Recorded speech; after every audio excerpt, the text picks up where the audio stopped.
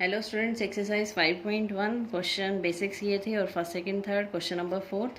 Prove that the function F x is equal to X raise to power N is continuous at x is equal to N where N is a positive integer. आपको function को continuous दिखाना है, simple सा है, छोटा सा question. Limit x tends to N F X, अगर हम एफ ऑफ एन की इक्वल दिखा दें तो फंक्शन कॉन्टिन्यूस हो जाएगा at x is equal to N. Limit x tends to N F x, limit x tends to N, F x की value रखी, यहाँ पर एक्स क्या दे रखा है, टेंड्स टू एन, तो यहाँ हो जाएगा n raise to power n. F of n निकालेंगे तो वो भी बन जाएगा आपका n raise to power n. So limit x tends to N F x is equal to f of n, both are equal to n raise to power n. So function is continuous at x is equal to n. Question number 5. Is the function f defined by fx is equal to x if x less than equal to 1, 5 if x is greater than 1, is continuous at x is equal to 0, 1 और 2। तो आपको function check करना है 0, 1 और 2 पर function continuous है या नहीं। तो at x is equal to 0, 0 का मतलब फंक्शन कहाँ आएगा, लेस देन 1 वाले केस में। लेस देन 1 का मतलब फंक्शन बन जाएगा f x is equal to x. तो फंक्शन बन गया f x is equal to x, limit x tends to 0 f x, limit x tends to 0, f x की जगह एक्स पुट किया, ये हो जाएगा आपका 0। एफ ऑफ 0 निकालेंगे, लेस देन 1 पर वैल्यू यही है f x equal to x, तो एफ ऑफ 0 भी क्या बन जाएगा यहाँ पर 0। So limit x tends to 0, f x is equal to f of 0। So function is continuous at x is equal to 0। अब हमें चेक करना है at x is equal to 1। यहाँ 1 पर लेस पर फंक्शन अलग है, ग्रेटर पर फंक्शन अलग है, तो इसमें हम लेफ्ट हैंड लिमिट और राइट हैंड लिमिट दोनों चेक करेंगे। ये पहले भी कहा था हमने, जहाँ पर भी फंक्शन डिफ़र कर रहा है उस पॉइंट पर, तो वहाँ पर हमें लेफ़्ट हैंड लिमिट और राइट हैंड लिमिट दोनों चेक करने पड़ते हैं। तो लेफ़्ट हैंड, क्योंकि लेफ़्ट हैंड लिमिट में फ़ंक्शन कुछ और होता है, राइट हैंड लिमिट में फ़ंक्शन कुछ और हो जाता है, चेंज हो जाता है। तो ये 1 पर चेक करते हैं left hand limit. Left hand limit का मतलब limit x tends to 1 minus f x. अब 1 माइनस का मतलब लेस देन 1। अब लेस देन 1 पर फंक्शन क्या है, एक्स, तो यहाँ पर एफ एक्स की जगह एक्स आ जाएगा, एक्स टेंड्स टू 1 है तो यहाँ पर आ जाएगी एक्स की वैल्यू 1।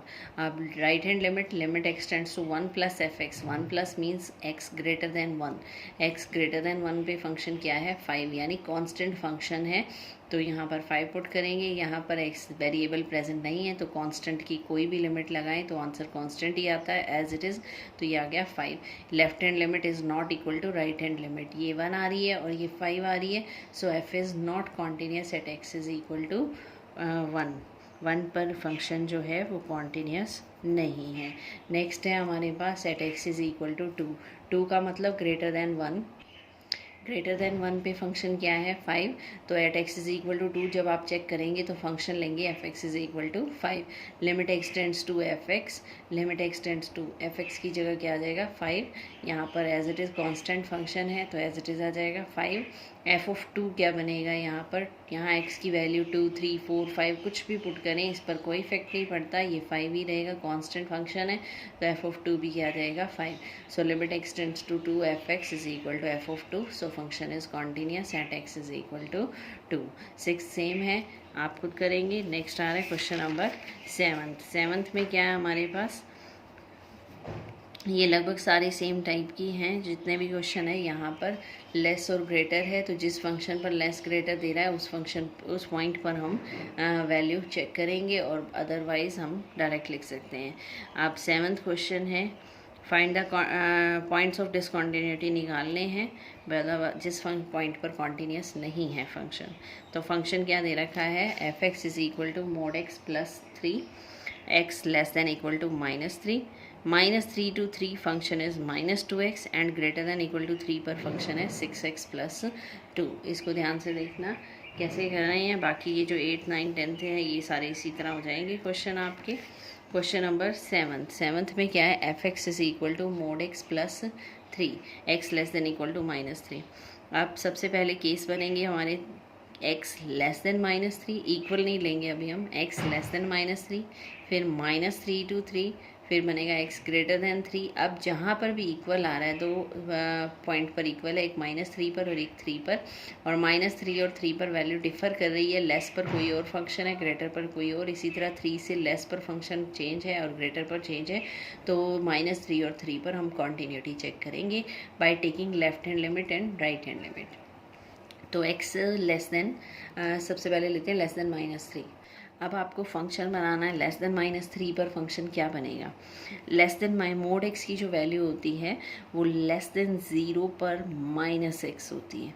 लेस देन 0 का मतलब -3 वाले केस में भी, -3 से लेस वाले केस में भी मोड x नेगेटिव रहेगा, तो जो फंक्शन है वो बन जाएगा -x + 3। ये ध्यान रखना है, जो फंक्शन है मोड x वो लेस देन -3 यानी लेस देन 0 पर आपका नेगेटिव हो जाता है, -x बन जाता है, तो ये हो जाएगा -x + 3। Now f(x) being a polynomial, so it is continuous. जो पॉलिनोमियल फंक्शन होते हैं वो हमारे कॉन्टीन्यूस फंक्शन होते हैं, तो ये क्या हो जाएगा आपका कॉन्टीन्यूस फंक्शन। इसी तरह -3 to 3 पर जो फंक्शन है वो -2x है, it is also a linear polynomial and being a polynomial it is continuous. Similar here x greater than 3 function is 6x + 2, it is also a linear polynomial, being a polynomial it is continuous. Now we have to check at the point -3 and 3. तो at x is equal to -3 we have to check left hand limit and right hand limit and functional value. If these three are same then function is continuous, otherwise discontinuous. तो left hand limit x tends to 3 -fx, 3 minus, अब fx क्या रखना है? Less than 3, less than -3 वाला function रखना है -x + 3, क्योंकि -3 minus का मतलब है स्लाइटली लेस देन -3, -3 के नियर अबाउट है, वेरी वेरी नियर है, बट लेफ्ट है, लेफ्ट साइड पर है यानी लेस है। -x + 3 फंक्शन हो जाएगा। x की वैल्यू कितनी है यहाँ पर? x टेंड्स टू -3, यहाँ x की जगह पुट किया मैंने -3, ये माइनस माइनस +3, 3 + 3 हो गया 6। अब -3 प्लस राइट हैंड लिमिट का मतलब पॉजिटिव डायरेक्शन में यानी इसकी राइट साइड वाली डायरेक्शन में जाएंगे, -3 + fx। अब -3 प्लस यानी ग्रेटर देन -3 पर फंक्शन क्या है? -2x, तो x ग्रेटर देन -3 पर फंक्शन है -2x, यहाँ -2x लेंगे, x टेंड्स टू है -3, यहाँ पुट किया -3, ये बन गया 6। तो f ऑफ -3 निकालना है, यानी इक्वल टू -3 पर फंक्शन कौन सा है? इक्वल टू यहाँ पर है, इक्वल टू -3 पर फंक्शन है mod x + 3। तो mod x + 3 लिया हमने, mod x की वैल्यू -3 का mod 3, 3 + 3 क्या हो जाएगा 6। Left hand limit is equal to right hand limit is equal to functional value at that point, so function is continuous at x is equal to -3।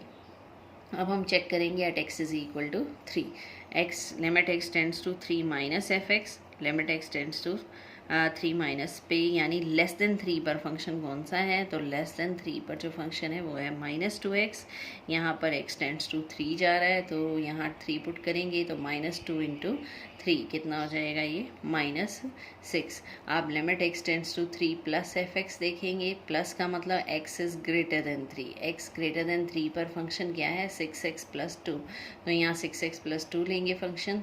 Limit है x tends to 3, यहाँ 3 put किया, 6 3 = 18, 18 + 2 20। Left hand limit is not equal to right hand limit, so function is discontinuous at x is equal to 3। Left hand limit और right hand limit equal नहीं आए हैं, तो function क्या हो जाएगा आपका? डिसकॉन्टिन्यूस हो जाएगा at x is equal to 3। Next आ रहा है हमारे पास question number 8, f(x) is equal to mod x by x if x is not equal to 0 and 0 if x is equal to 0। तो अब हम क्या करेंगे? जो फंक्शन है mod x है, तो जो आपको लेफ़्ट हैंड लिमिट और राइट हैंड लिमिट आपको चेक करनी होती है वो मैक्सिमम उन केसेस पर करते हैं जहाँ पर फंक्शन डिफ़र करता है। जैसे मोड फंक्शन है, ये लेस पर कुछ और वैल्यू देता है, ग्रेटर पर कुछ और देता है।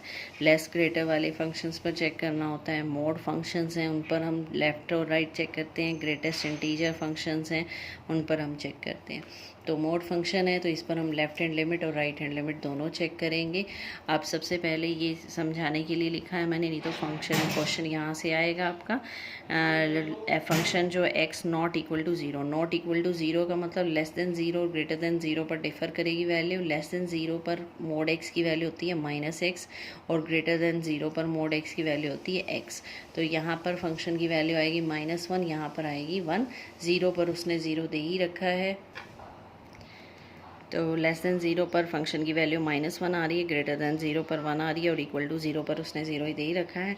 तो इसकी रिक्वायरमेंट नहीं है करने की, डायरेक्ट ये सिर्फ समझाने के लिए। यहाँ से क्वेश्चन करेंगे हम। Left hand limit, limit x tends to 0 minus fx।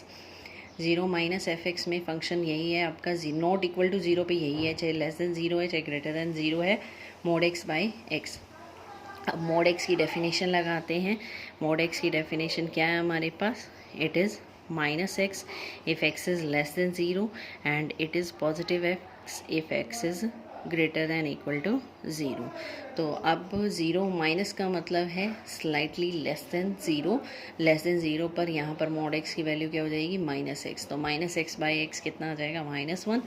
Limit, right hand limit, limit x tends to 0 plus fx आपका mod x by x। 0 plus का मतलब greater than zero, slightly greater than zero, तो not equal to zero वाला function ही आएगा, mod x by x। तो 0 plus का मतलब greater than zero, greater than zero पर मोड x की वैल्यू होती है x, तो ये बन जाएगा x by x that is equal to 1।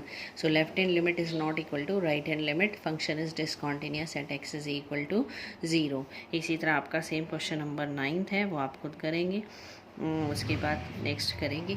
Thank you.